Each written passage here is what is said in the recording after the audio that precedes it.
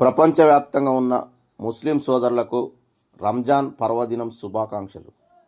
మా గ్రామంలో రంజాన్ పవిత్ర ఉపవాస దీక్షలో ఉన్న ముస్లిం సోదరులకు ఆదివారం రోజున సాయంత్రం దీక్ష అనంతరం పండ్లతో ఇఫ్తార్ విందు ఇవ్వడం జరిగింది.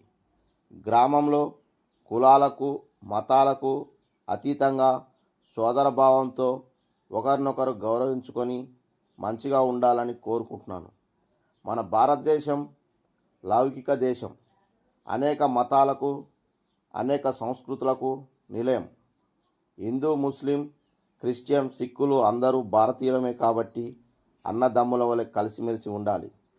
కొంతమంది అసాంఘిక శక్తులు మతాలకు కులాల పేరుతో విద్వేషాలను రెచ్చగొట్టి కుమ్ములాటలు పెడుతుంటారు. అలాంటివి జరగకుండా చూసుకోవాలి. అదేవిధంగా ఏ మతమైనా ఏ కులమైనా ఏ సంస్కృతి అయినా ఇతరుల భావాలను గౌరవిస్తే మంచిది.